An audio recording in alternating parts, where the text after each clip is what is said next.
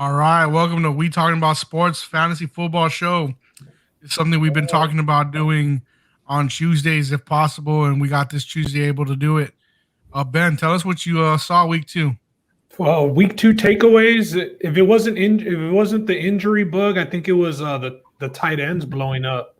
A lot of people won some fantasy games starting, names like Higby, Gesicki, um, Mo Alley Cox. I Yeah, mean, that's one dude right there. crazy blow. Janu Smith, the guy that we talked about on the last podcast, as a guy to go and pick up. So the tight ends blew up. That was a big takeaway for me. There's a lot of viable options at tight end. It seems like through the first 2 weeks. Yeah. Just a heads up, we're taking questions on fantasy football for anybody watching. Submit your scenarios in the comments, and we'll address them as we can. Roland, what was your biggest takeaway from week two?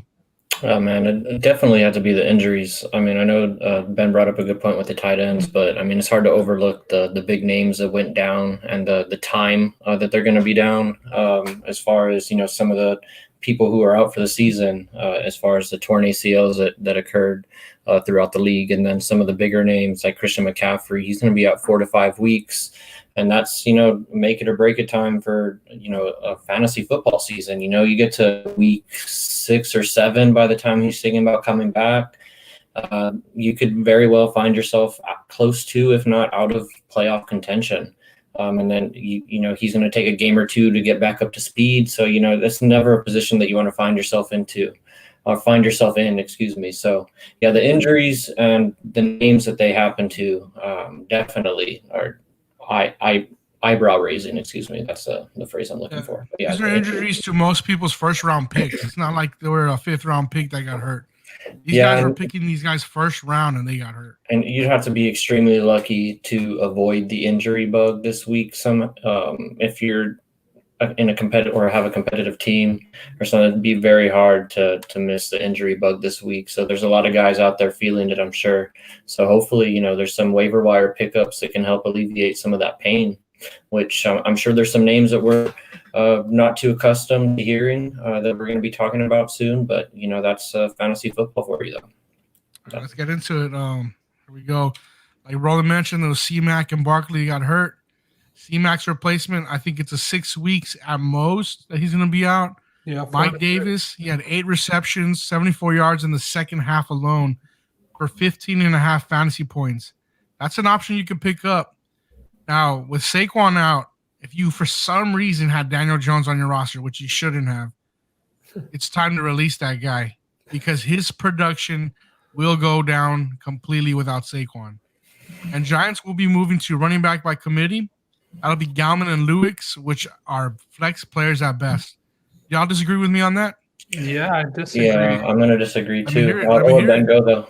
Ben go. Well, let me start. I don't disagree with you about the Mike Davis. I think anybody who has Christian McCaffrey and is pretty high up on the waiver wire, that should definitely be your number one target because there's not. Samuel might get some touches, but there's really not another running back there that to get touches. And like you said, just in one half, 8 receptions. So he's a receiving back as well. He did only have 1 carry for, I believe, like 6 yards. But I agree with you there. And as far as the Saquon situation, a little bit of breaking news, but they did sign Devontae Freeman, the old Atlanta Falcons running back. A good pickup. Yeah, they signed him, so maybe a little redemption stint for him. Another name that I guess now should creep into the top of everybody's waiver wires. But I just didn't agree about Daniel Jones because I think if the running game isn't there, he's going to be forced to pass a lot more. And with Golden Tate, Slayton, I know Shepard's a little banged up, but even Evan Ingram, I think last year he put up some pretty decent fantasy games. So history shows without him. No, I'm not saying production has gone down. I'm not saying he should be your QB1, but he's a guy who you can stream like some of these other guys. Like there's people streaming Trubisky. I think Daniel Jones is going to have some games like Trubisky's been having right now. Well, there's some leagues where you have to have 2 quarterbacks, and that's the only reason I could see a Daniel Jones being in your roster. But other than that, I just don't see him being in your roster unless you got a quarterback that's hurt and you need to pick up. But don't see it for him. Yeah, I definitely wouldn't have Daniel Jones starting on my fantasy team. If anything, he's just a streamer based on the matchup. But I'd let Ben go first there, but he said everything I was going to say about Daniel Jones as far as Saquon not being there. I think he had some experience playing without Saquon last year because I think Saquon went down or he had an ankle injury. He was on and off the field last year.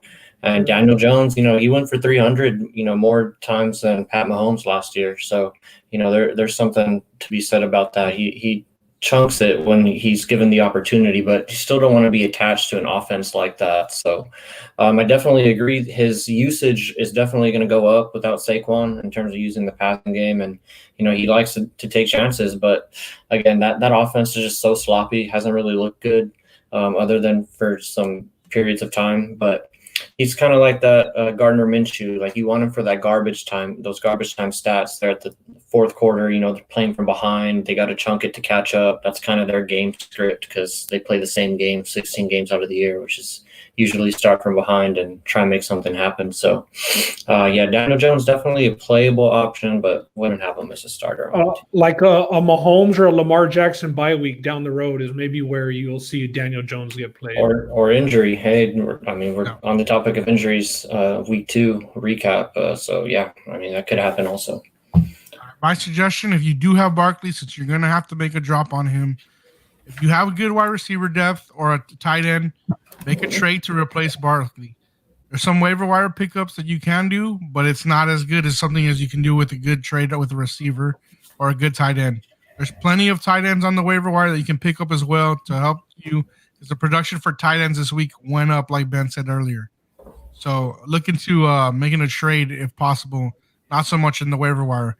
But we do got some waiver wire options. I'm in that, Justin, real quick. I'm in that scenario in the league. I actually drafted Saquon Barkley. So today it was a bunch of scrambling and like hitting people up for trades. Yeah. An offer that I put in today was David Johnson and DK Metcalf for Jonathan Taylor and the Steelers receiver Johnson.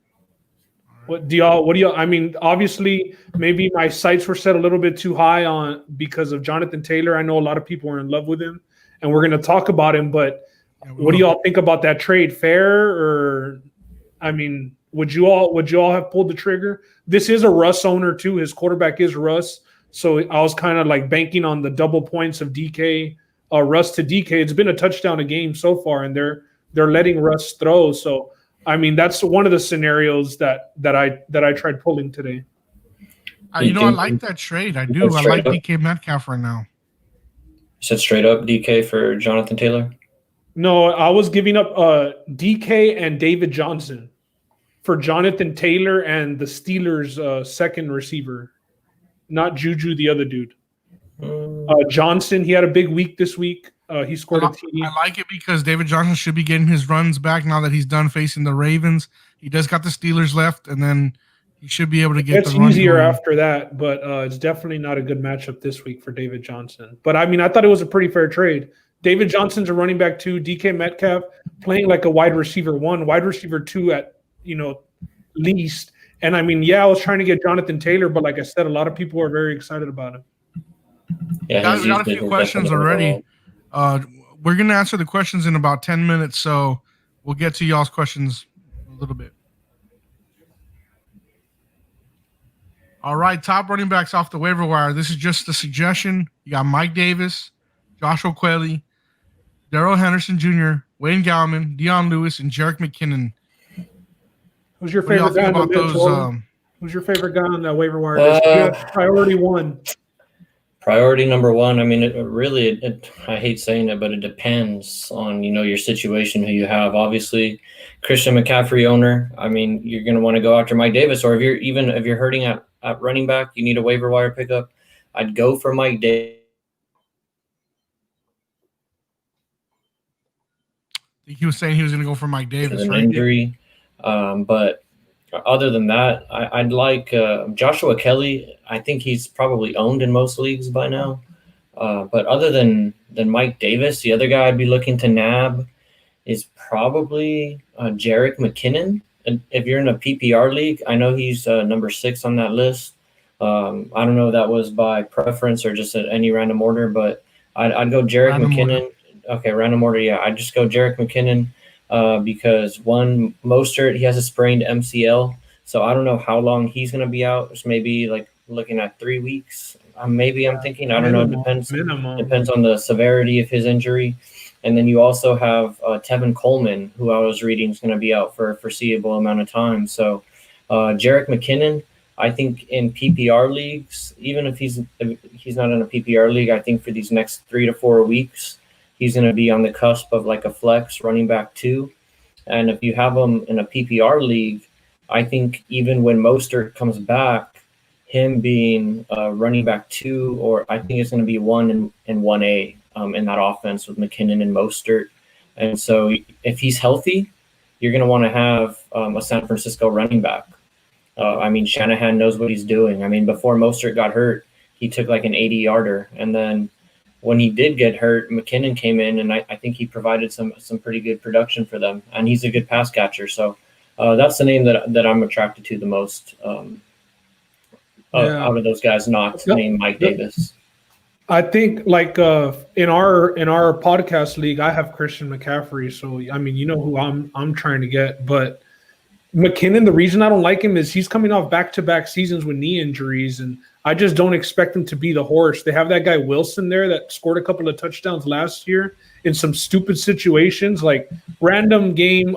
This Albert Wilson guy would have 2 TDs for the Niners. And with these guys injured, McKinnon, I just don't see him being an every down back for PPR leagues, like full point especially. He's a very viable option at a flex position, but I'm not in love with him. I think that Darrell Henderson actually has some value. The backfield's a little bit banged up right now for St. Louis. Akers is out too. And he's the fastest of all the backs. We know McVay's pretty creative. He got in the end zone this past week. And the Rams are a team that surprised me, to be honest. I mean, they're 2-0. They haven't had the toughest of opponents. The Eagles really don't look good at all. But the Rams look, I mean, they got rid of Gurley. They got rid of Brandon Cooks. And they look viable. And Cooper Kupp really hasn't even busted out yet. So I like Henderson. All right. Top wide receiver waiver ads. Corey Davis from the Titans. Alan Lazard. That's the Packers. Russell Gage from the Falcons. And Michael Pittman Jr. from the Colts. What do y'all think about those waiver ads? Really not a fan of either of those guys, to be honest. But if I'm picking a guy, I'd probably go with Russell Gage just because I like what I've seen out of the Falcons offense so far. And he seems to be pretty solidified into that number 3 spot. And the offense for the Titans, and not the Titans, the offense for the Falcons this year could be one of those offenses that support up to 3 or 4 players in fantasy this year. So, I'd definitely look at Russell Gage if you need a flex or something for this week.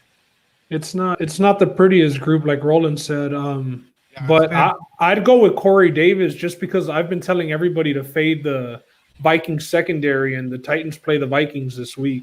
And I believe another receiver's hurt on the Titans, so he's going to be one of the options. Yeah, Brown's hurt. I mean, Corey Davis has scored in week 1 and he scored in week 2 as well.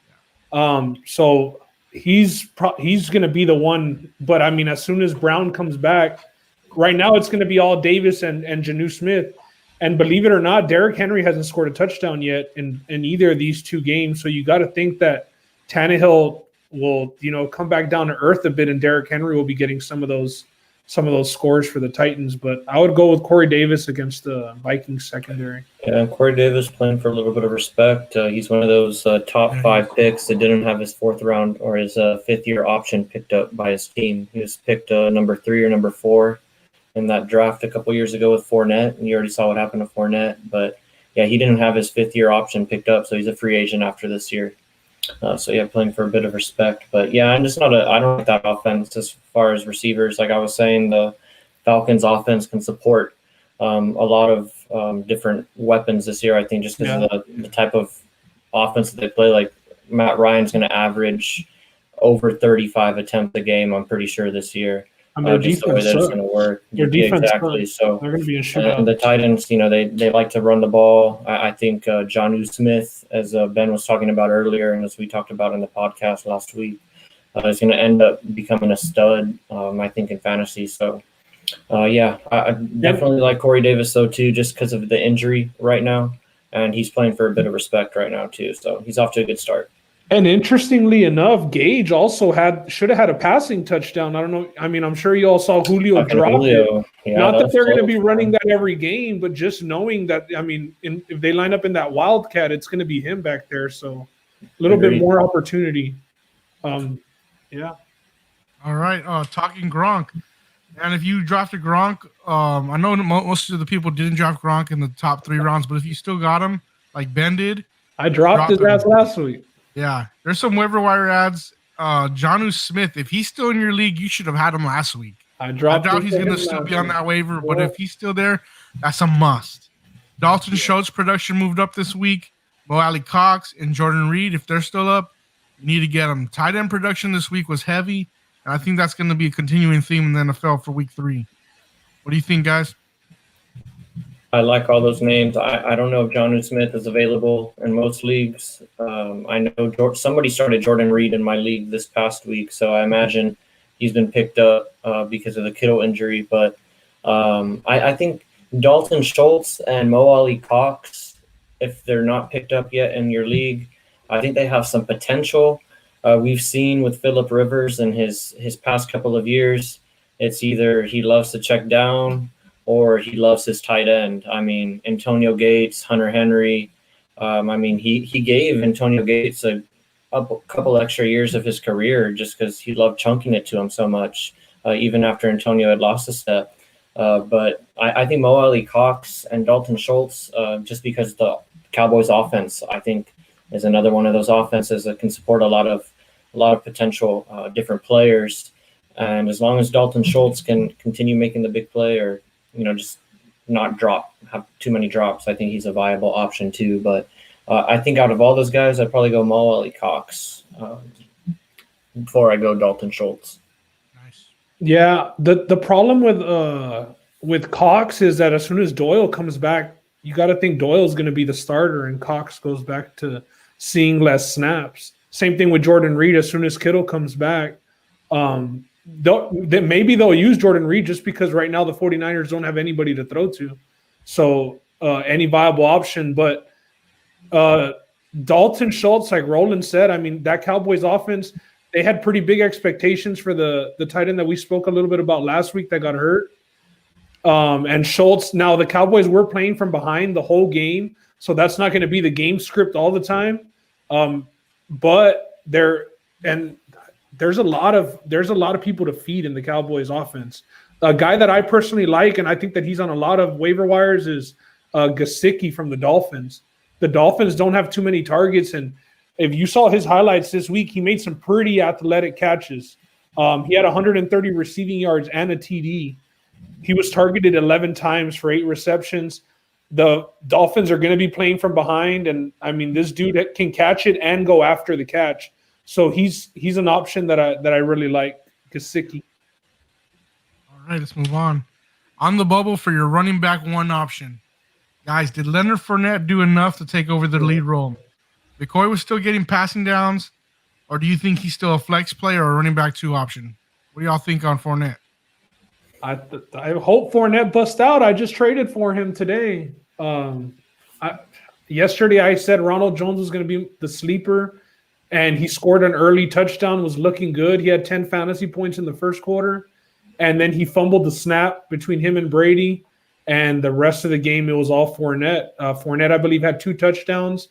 Not so much yardage. He did bust out 1 long run that made up for like 80% of his yardage on the day, but I mean, the Patriots are going to be scoring points at the goal line. I think Fournette showed that when they're at the goal line 5 yards and in, he can punch them in. So I think that he's an RB2 or flex at best. I'm not saying RB1. Not at all. I think he's a low-end RB2, but a high-end flex.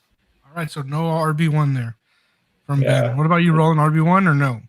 I'd have to agree with Ben. He's not an RB1. I don't think he's going to be consistent enough. And as Ben alluded to, I mean, he broke out 1 big run that made his day. Otherwise, I don't know if he would have been 2 TDs. Would have had like a very notable performance. But That backfield's not something I'd want to get attached to. I mean, if he does solidify himself over the course of the next few weeks, then maybe, but it's just not somebody that I'd want to insert immediately as a running back one. So yeah, like Ben, I'd say he's a flex if you need it, or maybe a running back two. But he still even wouldn't be one of my top options at that point. Like Ben said, low end running back two flex.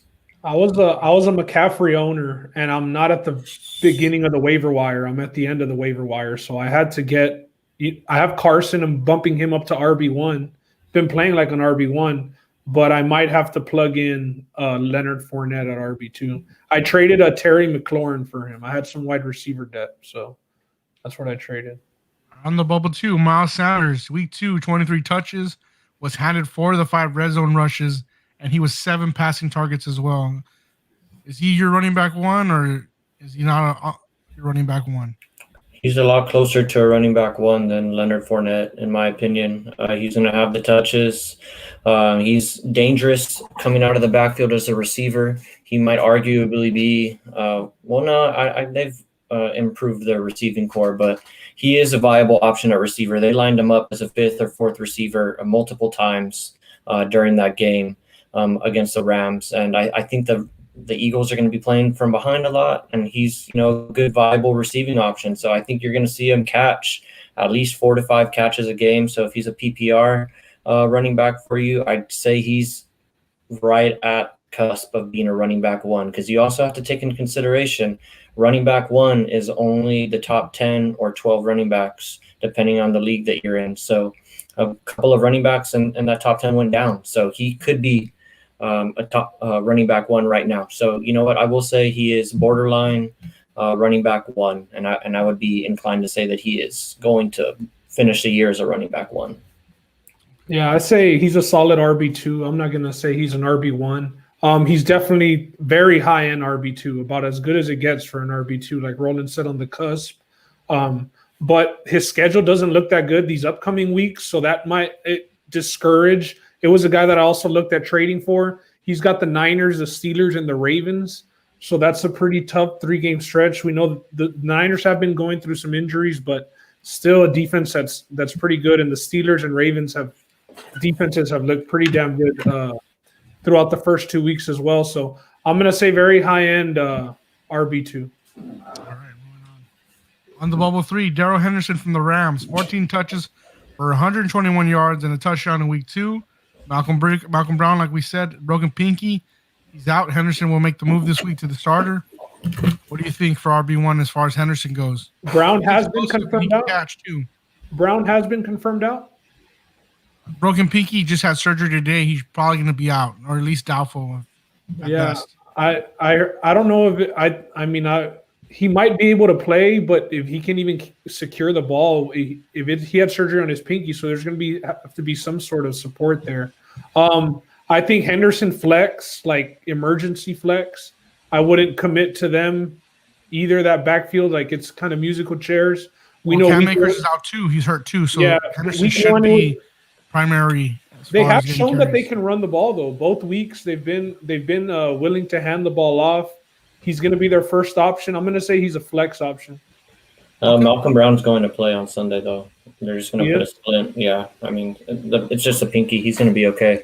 He'll be the starter still, but I do like Darrell Henderson just because, Sean McVay likes him. He's a versatile running back. I mean, he's one of those guys that people have been waiting to break out. People said that when he came into the league, he might be the next Alvin Kamara because that's kind of his game style, the way that he plays. I'm not going to say he's as talented as Alvin Kamara, but that's kind of what he brings to the game. He's dynamic out of the backfield as a receiver, and he's a pretty solid runner, I would say. But Sean McVay, he's been coming out in a lot of 2 and 3 tight end sets with one running back. That's kind of their style now, or 2 tight ends and 2 receivers, Robert Woods and Cooper Kupp. So I think Darrell Henderson is going to find himself as a flex.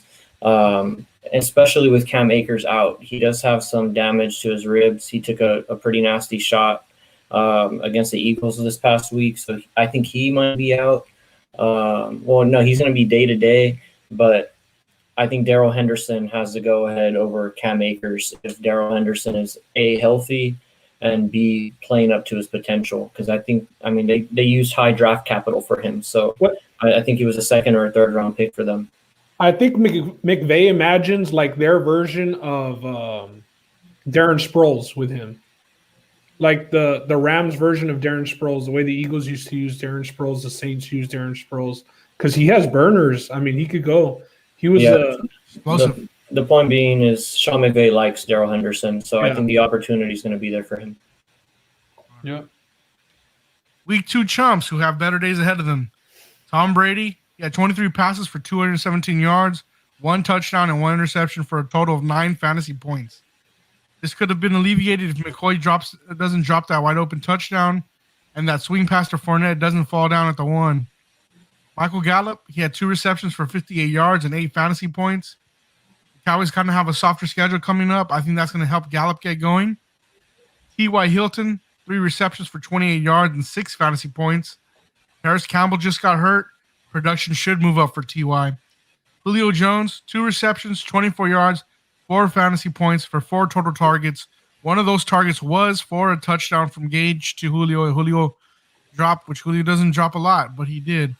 I think these guys, don't give up on them yet.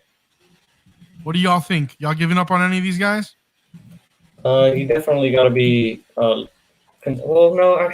Brady. I was going to say you got to be looking at yourself depending on how high you drafted Tom Brady, but he was going pretty low in most of my drafts, so I'm going to take that back. I think you can maybe wait on Tom Brady if you still have him on your team. Maybe look to another starter. It's kind of weird right now with that team. I think it's kind of just the fact that he's he has some new weapons, and he's still getting used to them. They didn't have a preseason. The players had to go through extreme lengths to link up with each other to practice in the offseason and find some rapport. So, yeah, I think Tom Brady's going to end up having better days ahead of him. I agree with you. Might be looking for another starter right now temporarily, until he shows you that he's going to be putting up some pretty good stats. It's like one of those things, show me, and then I'll put you back in. I'm not ready to drop you yet, though. Michael Gallup has been talked about when we were talking about Dalton Schultz. There's a lot of mouths to feed in that offense, but I think the positive thing is he is getting looked at, and there are targets there for him, and they do like throwing the deep ball to him. So you got to think touchdowns are coming soon for Michael Gallup. I'm a little worried about T.Y. I think there's a couple of other more talented and younger receivers there, and Julio, he's Julio Jones. He's going to come back. Some Julio owners are fed up, though. You might be able to buy low on Julio. With the way that and the guy just can't find the end zone. Like with the way Ridley's playing, it looks like Ridley's going to have that Chris Godwin season from last year, is what it's looking like early on right now. That's another thing for Brady. Chris Godwin has been out as well. That's a guy he could throw a slant to, and it can go 60 yards. For Brady, I think hold. We'll talk about another guy that he played in week 1 who we won't be holding on to. Michael Gallup, I am worried about. 2 receptions is the thing that does bother me. I'm not sure how many targets he had. Roland said he has been getting looked at, but to only have 2 catches, it could look different if they don't call that offensive pass interference that maybe he scores on against the Rams. But I would say wait for Michael Gallup to have that one big game and flip him.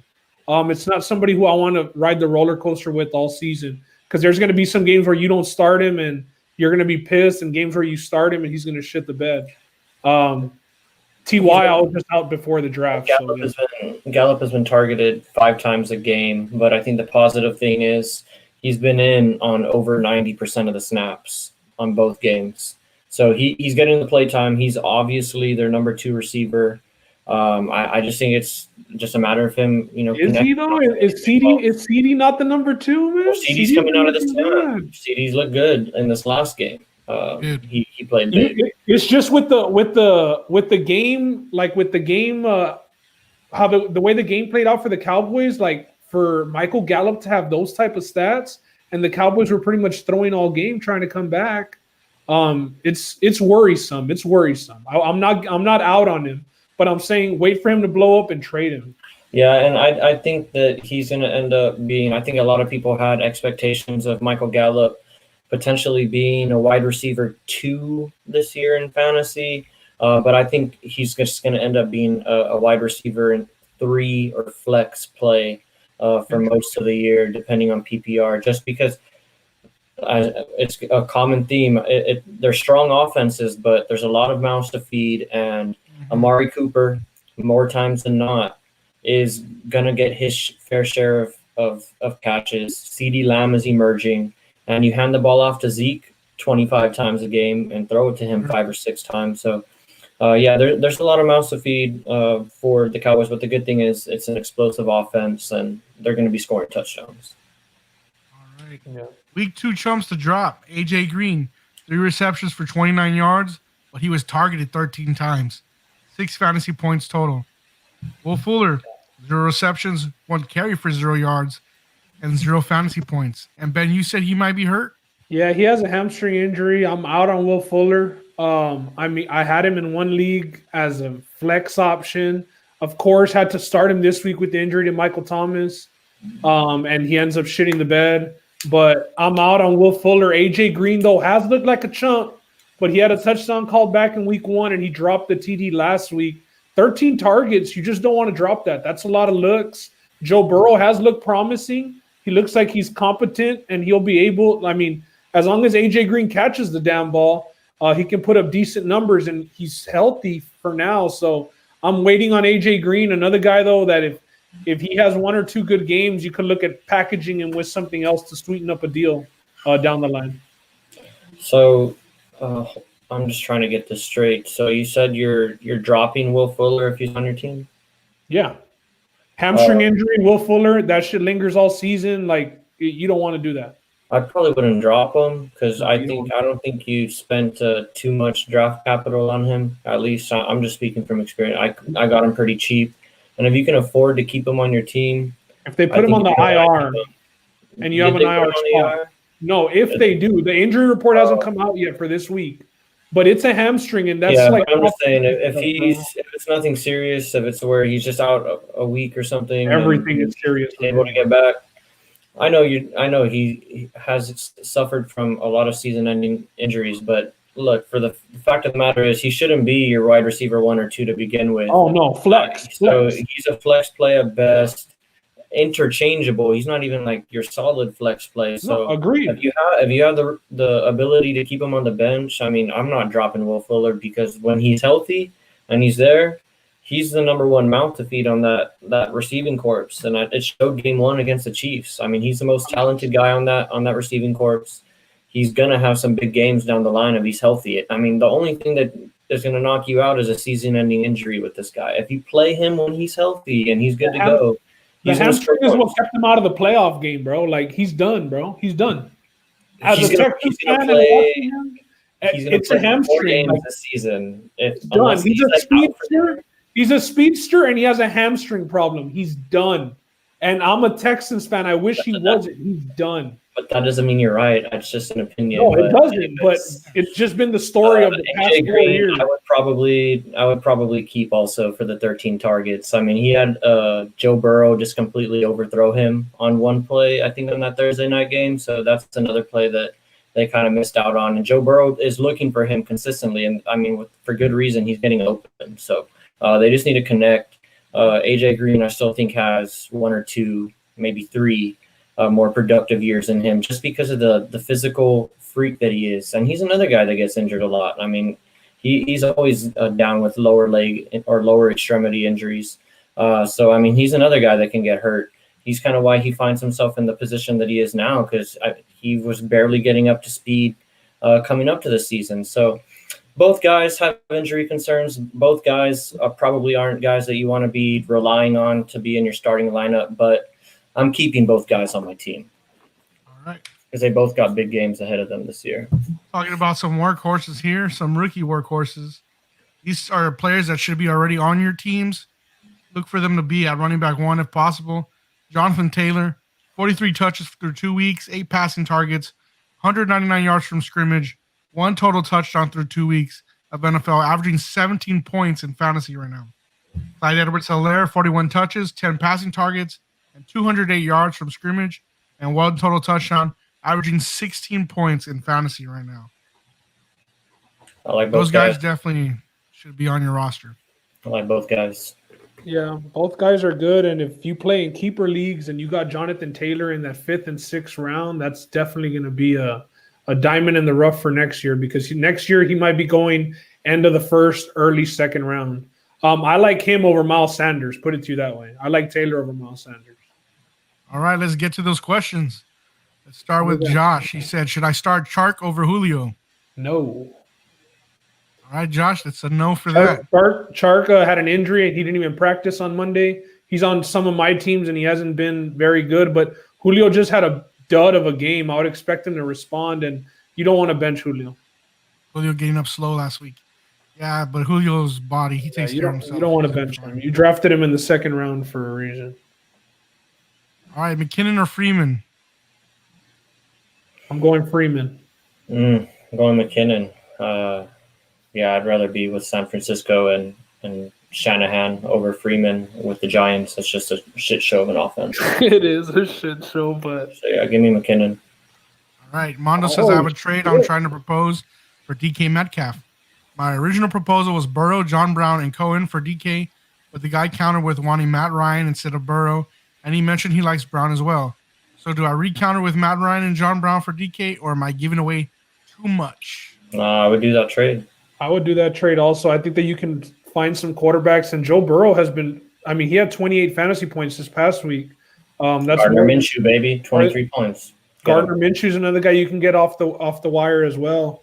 I would definitely offer Matt Ryan, even though Matt Ryan's going to be lighting it up all year with those receivers in that offense, playing from behind. But if you need wide receivers, definitely I would pull the trigger on that, Mondo.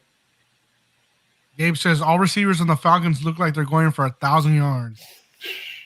Seriously, against all be playable. Yeah, they should all be playable. Ethan Reno, boys, I lost McCaffrey this week. Please help.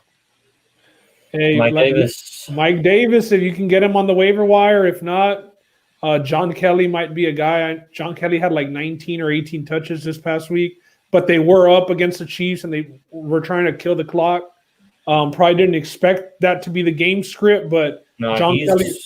He's going to be a part of that offensive game plan. Looks like he might be the Eckler, and Eckler's now the Melvin Gordon. I don't know, but they seem to make it work with 2 running backs in San Diego. Gene says Mark Andrews or Darren Waller this week. Waller. If you're playing DFS, I'd probably go Darren Waller because I just think he's the number one option in that offense. Yeah, it's a deep tight end field you got there, man. I think it's an 8-man league or something like that. But yeah, you definitely want to go Waller. He had like 13 receptions yesterday. I think he tied his career high. They play the Patriots this week, so that might be a pretty tough matchup, but should be okay. So the Seahawks just lit up the Patriots. He's gonna get his looks. Yeah. All right, Joaquin Rio says I was offered Melvin Gordon and Noah Fant for Travis Kelce. Thoughts? I was one that lost Saquon. Oh. That's tough, honestly. And if you don't have another viable option, like if you're not super sold on your running back 2 behind Saquon, you might want to pull the trigger, guys. But I don't like the idea of having a running back and a tight end from the same team, especially the Broncos. So, yeah, I definitely think, though, you're on the right track, though, parlaying Travis Kelce. Definitely keep on trying to use Travis Kelce as a trade piece. There's tight ends that, like we said, are being serviceable. Definitely use Travis Kelce as a trade piece to get a running back, man. That's and 2 for 1, just not both from the Broncos. Noah Fant's good, though. I mean, maybe see what other running back he has to offer. Right. Now, speaking of quarterbacks from the Broncos, it's gonna be Driscoll for a couple of weeks, and now Driscoll did look good. Weird as hell too, man, against the Steelers' offense, like a defense. That was ridiculous how Driscoll was dicing him up. Shit, Melvin Gordon got into the end zone through the air. It wasn't even a running touchdown, but yeah, that's a crazy catch. Melvin Gordon's an underrated receiver. He doesn't get talked a lot in that regard, but he can catch the ball. And Lindsey is hurt, but. That's just not I don't want that combo from that team. Oscar Cantu says McKinnon's going to go off. Agreed. He's gonna be right up there. Gabe said John Brown looking like a starter for me with how the past 2 weeks have gone. He's talking to Mondo on that one. I think John Brown's a solid flex, very solid flex. But Hey, and if Josh Allen keeps this up, man, Josh Allen, John Brown or Josh Allen keeps this up, he could. John Brown can find himself being a number 2. Mondo's asking here, can I start Brown over Woods and Johnson?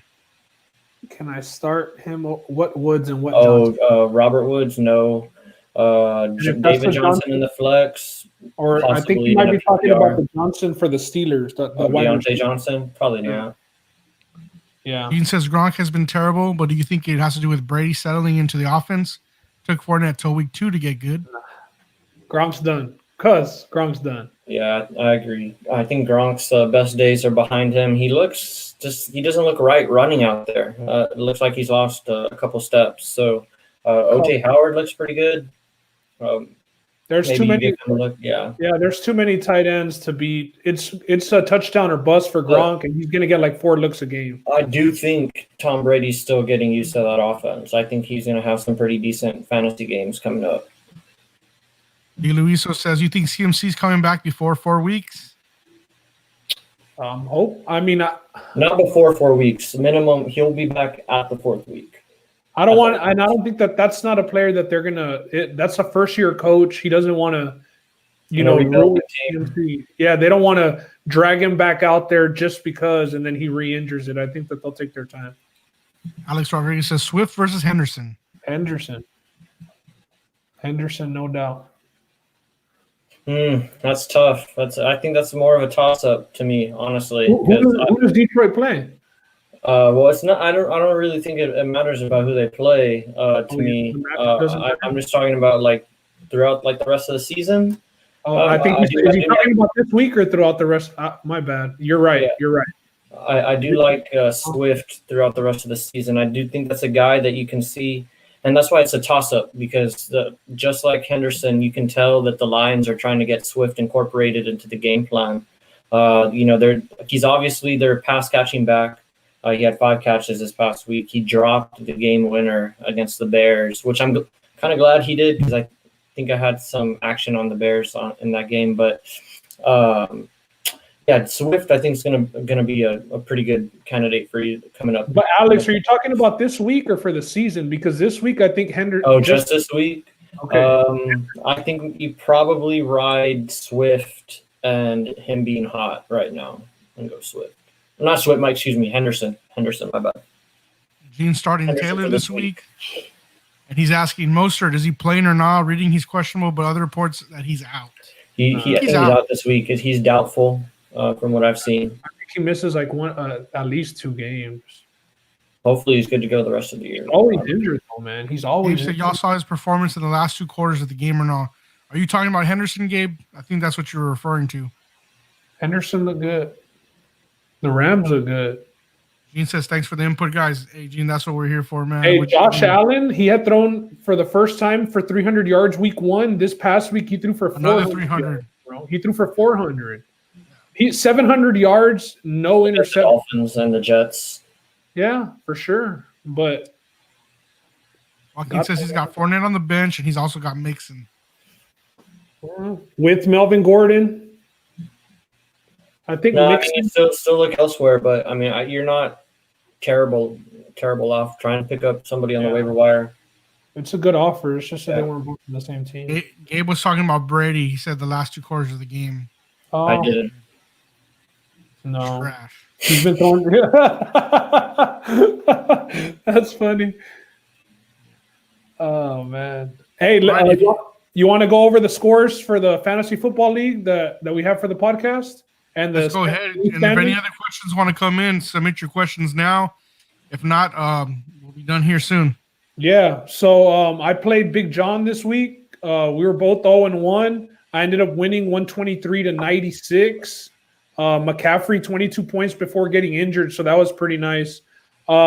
Big John had Derrick Henry. Derrick Henry, another guy who really hasn't done that well, but hopefully he can come back for him. So the other game, El Chucho moves on to 2-0. He was playing Fonzie, 125-88. We know Fonzie had that Saquon Barkley injury, and he had that Will Fuller injury. So honestly, though, Saquon wasn't looking like a number 2 or 3 pick before the injury, though. No, it was looking like it might have been a pretty rough year.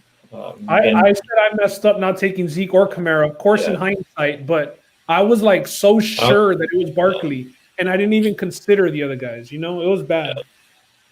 But yeah, he's not going to win with Barkley having 2 and Will Fuller having 0. So tough week for Fonz.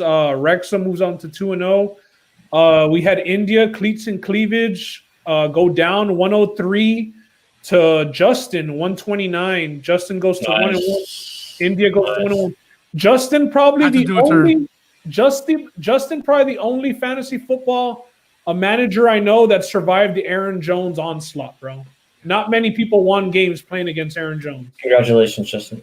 Yeah, congrats, Just. And Deshaun Watson, 14 fantasy points. So he was a bench'em guy for this past week, and another tough matchup this week against the Steelers. Yeah, but again, like I was saying, it's just most people are not going to bench Deshaun Watson. They're going to start him every week.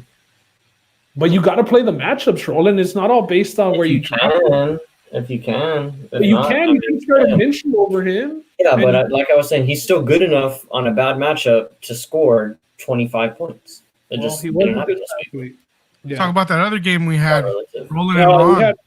We had Markey, Yabba Yabba Doo go down 112 to Taka Brown, Diego 146. Both guys move on to 1-1. Diego's got a pretty solid squad, man. Been high scoring both weeks. But he took that loss to Roland week 1 in a high scoring one. And in some Monday Night Magic last night. This was wild. Magic, big Ron had about a what was it? What was the lead? 33 points or 32 points, something like that. Yeah, 32 points, and it was like 60. It was 60 points going into Monday night or something. Do I have Darren Waller on my team too, or no? No, you don't. In this one, you have. Never mind. No, you did it with Kamara. Yeah, it was Kamara. But you were down 32, and he had 33, and you won by 1 point. Alvin Kamara went off. Like we said, he was going to eat as soon as we knew that Michael Thomas was out. Kamara was going to eat with the receiving, the rushing. So Roland beats Ron 148.2 to 147.4. It happens with the last play of the game too. Yeah, it was the last play of the game, and Ron had Josh Allen go with the 34 points. Josh Allen, and he had Higbee. And he had Higbee, so you survived. I mean, that's a tough one to lose, Ron. That's what happens when you have a well put together team. That's a tough one to lose, Ron. Damn. 2-0, Roland. 2-0. Yeah, Roland moves on to 2-0, and the league standings are now Roland, Rexa, Diego, and Ron in the 4 playoff spots. On the outside looking in, Justin, myself, Marky, India, Fonzie, and then John. So 2 1-1 records in the playoffs, but overall there's 6 1-1 records in the league. So we should get a little differential in the records this coming week with week 3. But yeah, man, it's been fun. It's been fun so far, and like obviously fantasy football seasons aren't won at the draft this year because the injuries. For some people, if you didn't have an injury this past week and you lost the game, consider yourself lucky, man. At least you came out, just licking your wounds and not injured for the season. So my biggest injury was Mostert. I had him starting as a flex in one league, but he went off for that touchdown before he got hurt. So I picked him off the waiver wire in our league. And you didn't start him. And you didn't start him. Fonz dropped him. I picked him up. Oh, I guess it's smart in hindsight. He got hurt, but Fonz could use him now without McCaffrey. Barkley. Fonz, we can talk, Barkley, Fonz. My bad. Yeah, Fonz. Gabe has a hot take. Hey, Fonz, go trade back for the guy you dropped, bro. That's going to be a tough one. But Gabe has a hot take. He says Cam Newton is the real deal. Patriots are a problem for everyone playing the Hawks the way they did. I agree. I don't know. He's looking way better than I thought he was, Gabe. I don't know if they're a problem, like a problem, like they're actually going to challenge for the AFC title.